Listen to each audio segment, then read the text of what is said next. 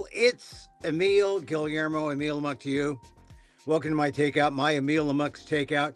Hey, before we get into the guts of this is like, I think, show 918 or 917.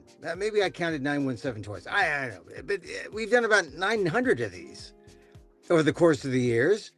And mostly it's because we went on every day and then we say, oh, wait, hold on. We can't do this every day. That's just too much fun. And so now we pop up. We pop up. That was always meant to pop up. Me, my gong, the eye of the Filipino TJ Eckelberg. Gatsby reference. Agbayani's your number 50. That's not a Prop 50 reference. Although Prop 50, more important than ever, if you're in California. Benny, by the way, Benny Agbayani, Filipino American History Month. He probably is the best position player, Filipino American position player in the major league, in all the major leagues, right? In the last 20 years, I think. Benny Agbayani, when he wore number 50, Hawaiian Punch. Come on. Tim Lincecum was a pitcher, great, but I think Agbayani, he's got to be. Anyway, before we go on, I'm in this play called the Amenuensis. What is an Amenuensis? It's a dictator. It's what H.L. Mencken called Joel Chandler Harris, who wrote the Song of the South after, taking the stories of slaves, and then trying to pass it off as his own. The controversy over the Song of the South is not a new one, but Ishmael Reed uses his imagination to get justice by writing this new play. This is a staged reading, so actors are reading from the script, and it's really for the benefit of the playwright and for everyone to appreciate the playwright's words and his ability to express his ideas and thoughts in theater, right? As a playwright. That's why this stage reading is special. It's at Theater 33, 533 Sutter Street in San Francisco, Sutter and Powell. Yeah, not a far walk up from that, the cable car turntable, right? But Theater 33 at 533 Sutter Street. Tickets are at the door. Check it out. It's a theater. It says comedy, stand up, but this is a play. The Emanuel. It's a stage reading. Ishmael Reed, really I think he is probably one of for a writer who is written 6 decades of work. He is one of the greatest living writers in America right now, for just his massive amount of work, starting, I think when I first heard of Ishmael Reed, it was in the 60s and 70s. Anyway, Ishmael has turned to playwriting as a way to get across his ideas. I mean, he has done essays, op-eds, columns, but for his real urgent ideas on the issues of multiculturalism and race, the theater beckons. This is the fourth production that I've been in, and I'm in it. I have a very small role, but the Amenuensis is a play about justice. It's about the slaves who told their stories to Joel Chandler Harris. It was how they attempt to get justice and how they do it. It's interesting. And as they do this act, is it a criminal act or is it really an act of survival? You hear the stories and you hear them lay out the case for why they're doing what they're doing and why they demand a piece of the action, right? Joel Chandler Harris made something like a couple $100,000, which isn't much in today's terms, but when he made the deal with Disney, it was a significant amount. He became well known in literary circles, but people in the know said, hey, you're doing slave stories. Anyway, it's a good time to understand African American history, white supremacy, slavery, what happened to blacks after slavery. I just think it's a worthwhile experience. So Theater 33 at 533 Soda Street, the play takes place Thursday, Friday, Saturday, and then a Sunday matinee. So Thursday, Friday, Saturday, right? The 16th, 17th, 18th at 7:30, and then on Sunday, it happens at 3 o'clock, the matinee. So go see it. It will enlighten. It definitely will enlighten. The Amenuensis theater33.com for tickets, or go to Theater 33 itself at 533 Sutter, second floor. Ishmael Reed, the playwright. I have a very small part. So, you don't go see it for me. You don't go see it for the Filipino parts. Although the Filipino parts will make you realize that the way they treated Filipinos was no different from the way they treated blacks in all the prior years. And I'm going back to the way they treated Filipinos in the 1890s, in the early 1900s, people like my father. So let's segue into, it's Filipino American History Month. I mean, it always has been, but it's always been kind of in the shadows because we have the whole month, October, but the Hispanics have part of September and part of October. Now they're gone after today. It's just the Filipinos. I thought maybe we'd hear something from President Trump last week, but no, we heard him do his proclamation to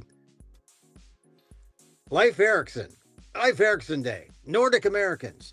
Nordic Americans, you say, well, there's got to be a lot of them, right? Well, only about, at best, there's 4 million Swedish Americans and 4 million Americans from Norway. What would they be called? Norwegian descent. There's about 9 million Nordic Americans. So he chose to highlight the Nordic Americans on my birthday, October 9th, which is like, my God, should I feel flattered that I was born on what is now the whitest day in American history, Leif Erikson Day? So, yeah, he didn't mention Filipino. He's got some time, though. I mean, we'll give him some time. I mean, he was out there. What was he doing the other day? He was like doing a lap dance. I mean, as you can see, and if you go to my column on Inquirer.net, I said, hey, it's great. Let's remember the hostages, the 20 hostages who've been released. And remember, it started back in the Biden administration when Biden and Blinken were out there and they were setting up the stage for the first release in November of 2023, which included Asians from Thailand and Filipinos, but not all the Jewish hostages, not all the Israeli hostages. But I give Donald Trump props for bringing the process, finally ending the process. He didn't start it, and it's not over, really. I mean, he ended the process by 20 hostages coming back. But the bigger objective, regional peace, global peace, the war is over? Not exactly. And I said this in my column in Inquirer.net. Did he address anything approaching the underlying reasons for the difficulties between, the differences in the region, Hamas and Israel? No, he got to the bottom of it by saying, okay, this is what we're going to do with the hostages. Great. That's semi-solved. But the big problem still remains. So, in my case, from my viewpoint, Donald Trump took a premature victory lap, which sort of is his style, I guess. A premature victory lap. And he's like back to America to do what Donald Trump does, which is create more havoc on any number of fronts, because that is the chaos of Trump 2.0. So today, the Supreme Court went after Section 2 of the Voting Rights Act, and it doesn't look good. So if you were wondering about how important is Prop 50 in California, well, it's very important. Prop 50 alone may not help us as much as we would like, because if Prop 50 is successful, every other state will do the same thing, and they will gerrymander to death to eke out 1 or 2 seats for the Republicans. And if you do the math right now, it doesn't look good for Democrats, who are trying to negate the gerrymandering effort. They might negate Texas and a handful of other states, but if all the Republican states do this,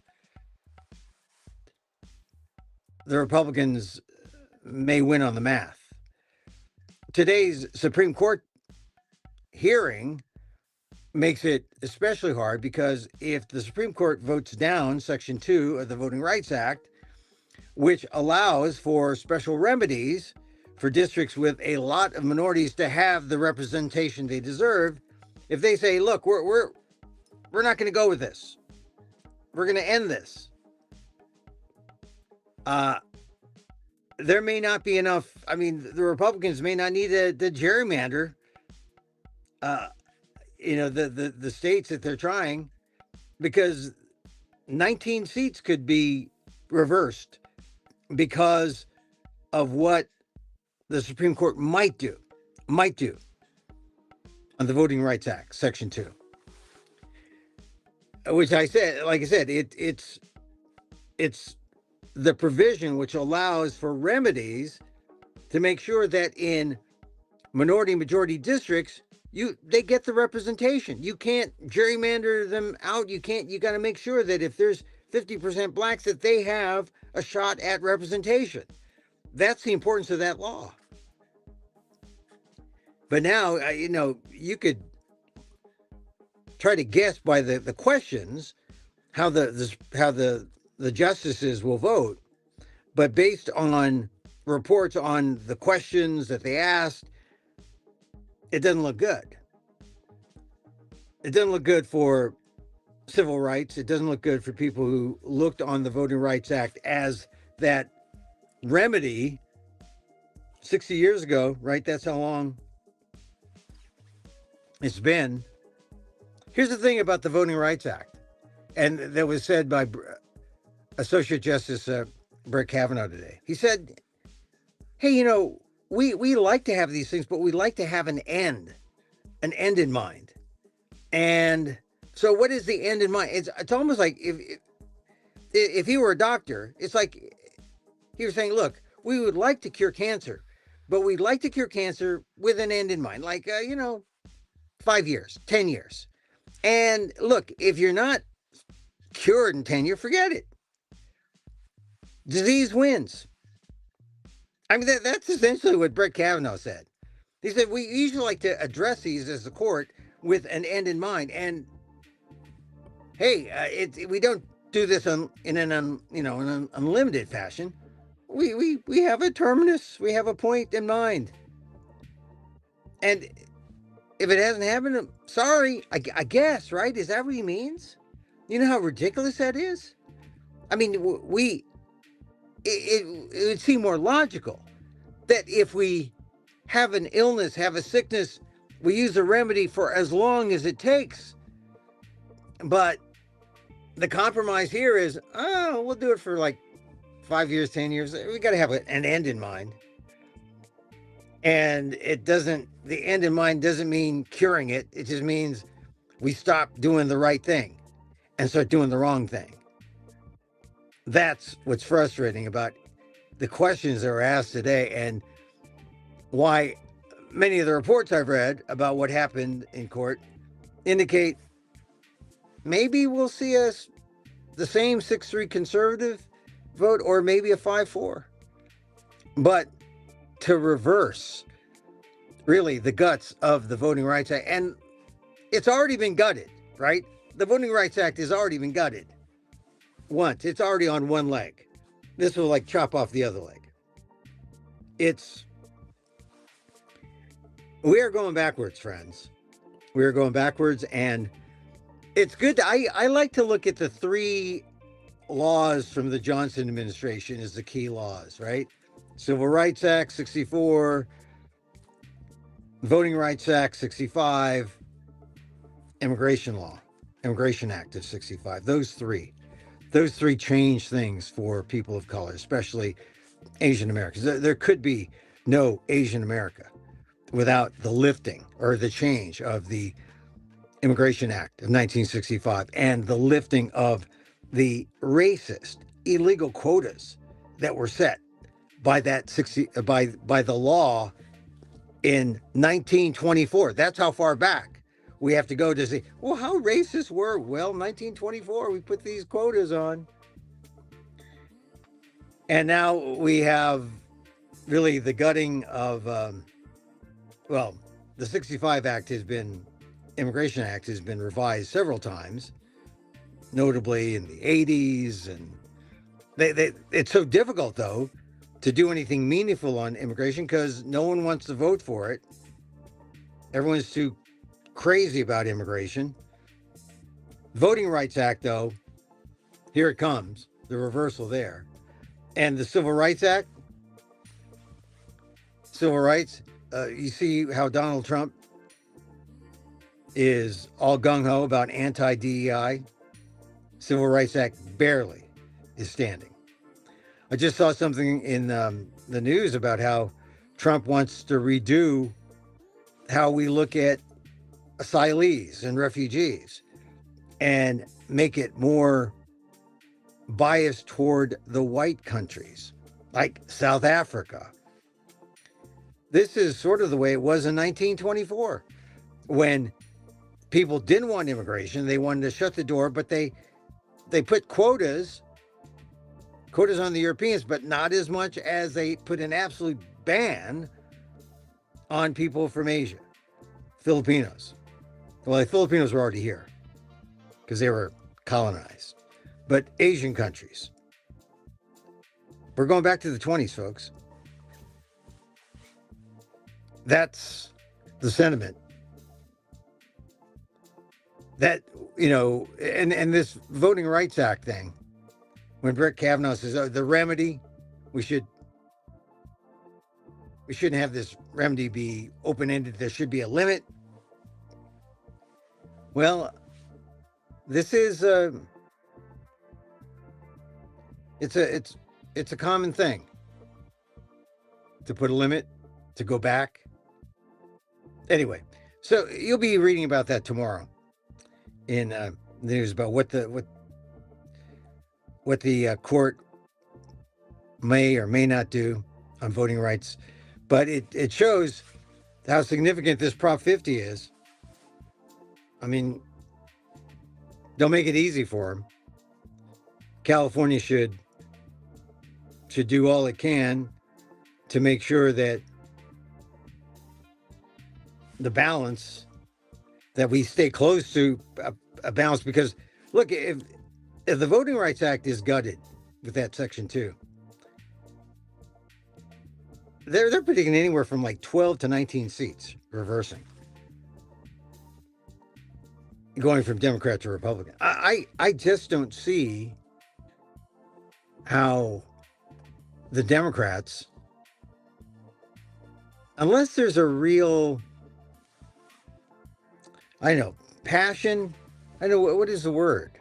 See what Zoran Mondani is doing in New York, talking about the soul of the Democratic Party.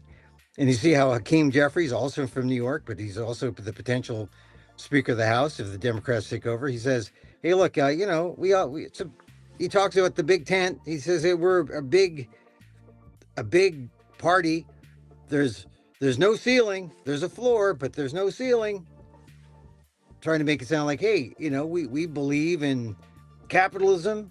I mean, that's the thing that The Republicans want to push on, hey, the Democrats are moving so far left, so far left. And unless the Democrats can come up with a passionate response, this passion to answer for the working class, I don't know. I don't know. The Republicans seem to have captured the imaginations of the working class like at no other time. So that the rich, elite whites have enough people of color saying, "Yeah, I want to be like them. I want their money. I want." I mean, how else do you explain it? The Democrats lost that. That was always like, "Oh, we're for you. We're fighting for you," and the Democrats were abandoned. I don't know how the Democrats recover unless the answer to the question that Zoran Mamdani asked yesterday or stated yesterday. He said his movement is the soul of the Democratic Party. And I heard the leader of the House, or the leader of the Democrats in the House, not really answer it that well. So we'll have to see. Anyway, that's what's going on today. Let's see. We talked about Amenuensis, and now this is a big story. Oh, still in the shutdown. And notice how Donald Trump he has all these distractions. The hostage thing was a big distraction. It was history, but it's not over, and it serves as a big distraction. And so now people kind of say, "Oh, they're hardly paying attention," but we're still in the shutdown, and people are getting fired from their federal jobs. Here's something that's come up. The Politico, they came up with an exclusive story they posted yesterday about leaked messages that expose young Republicans' racist chat. Now, if you were in a chat room where you could say "I love Hitler," I mean, I guess would it feel liberating? I don't know. Is that even the term? But Politico's Jason Bieferman and Emily Nago wrote this. Leaders of young Republican groups throughout the country worried what would happen if their Telegram chat ever got leaked, but they kept typing anyway. They referred to black people as monkeys and the watermelon people, and mused about putting their political opponents in gas chambers. They talked about raping their enemies and driving them to suicide, and lauded Republicans who they believe support slavery. And these are young Republican leaders in New York, Kansas, Arizona, and Vermont. Some work in the Trump administration. And what do you know? We don't hear anything from Trump. You don't hear anything. Trump hasn't said. Vice President Vance said something today, but basically saying, "Hey, it's just college humor." Basically, essentially saying it's a joke. It's a joke. I don't know. The reporters went through 2,900 pages of chats shared among a dozen millennial and Gen Z Republicans between early January and mid-August, and it chronicles their campaign to seize control of the National Young Republican Organization on a hardline pro-Donald Trump platform. Many of the chat members already work inside government or party politics, and one serves as a state senator. This is the future, folks. I guess they had boomer parents. I guess we blame the boomer parents.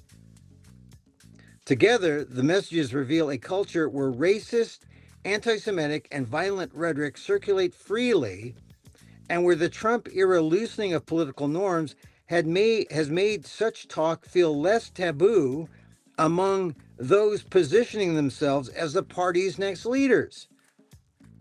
And in other words, They're liberated and they're free to be as racist as possible. And thank goodness Politico got a hold of these chats or the chat room discourse, because it shows this is what people did not want to have out, right? And now that it is, you see the repercussions. Some people have lost their jobs already, and yet here's the other effect that's kind of scary. This is from a Texas A&M sociology professor who studied racism the last 60 years, Joe Fagan. He says, the more the political atmosphere is open and liberating, like it has been with the emergence of Trump and a more right-wing GOP even before him, it opens up young people and older people to telling racist jokes, making racist commentaries in private and public. So Fagan, this guy Joe Fagan, a Texas A&M sociology professor, says he's concerned the words would be applied to public policy. It's chilling, of course, he says, because they will act on these views. And that's, you want to know what the heart and soul of the Republican Party is? It's not small government. It's not, fiscal conservatism. It's these racist views.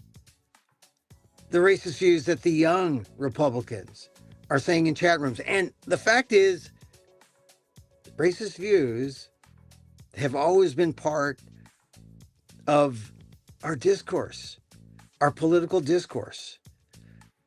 Go back to 1924 with that racist Immigration Act, the most racist Immigration Act ever. Go back to exclusion laws, Asian exclusion laws. I can mention the obvious. Go back to slavery. America has always had a race problem. And just when you think we got over the hump, when did we think we got over the hump? Was it when Obama was elected and people said, oh, we're post-racial now? Do we think maybe certainly when Kamala Harris was elected vice president, we weren't post-racial. And now we see with the post-65, or we see the Voting Rights Act going down, being attacked, potentially going down by declared unconstitutional by the Supreme Court. We're going back at least 60 years, because if what Politico has exposed, the racist seeds are there among the millennials and the Gen Zs. The racist seeds that say, I love Hitler, that talk about blacks like calling them watermelon people. The racist seeds are there. And even though you expose them, here's the irony. You expose them, give them the sunlight, and watch them grow. Because the current administration says, it's okay. We're not woke. We're not DEI. We're shattering the norms. We're not the nice America. We're not the inclusive America. We're the non-normal democracy. The new non-normal democracy, which is barely a democracy. Unless you vote, and here's your chance. Prop 50 coming up in California. Don't forget to vote. All right, I've spoken enough. Trying to keep these things under 30 minutes. If you missed any or all of this, check out, use your finger, and check us out. The Amenuensis this weekend, October 16th through 19th, Ishmael reads a new play, 533 Sutter Street, Theater 33. Also, hey, November 19th, Emil Amok, live, 7:30 p.m. March, November 19th. Check that out. That's where I do the show, a version of the show that I was touring in Canada. It's a version because it's about life and life changes. So check it out. Get your tickets at themarsh.org/shows. It's at the SF Marsh on Valencia Street, or near where I grew up, near where it all happened. The Marsh. November 19th, 7:30. That's a Wednesday. I know it's tough. It's tough. It's a Wednesday, but catch it if you can. All right. That's it for our show today. Hey, thank you. Thank you for being here. Tell your friends. I don't put this up on like the regular podcast things. I mean, I have my old Emil Amok Takeout on there, and then I discontinued it because, it's fun to do that, but I enjoy doing these pop-ups more. Of course, that means you got to come to it. You got to watch it.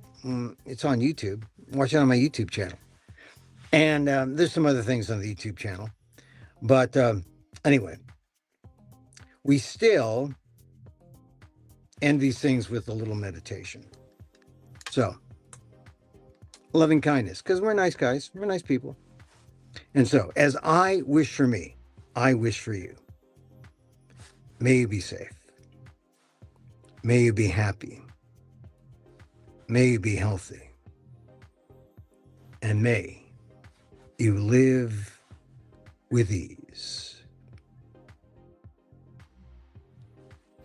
Emil Guillermo here. Emil Amok to you. Till next time. Mahal Kita.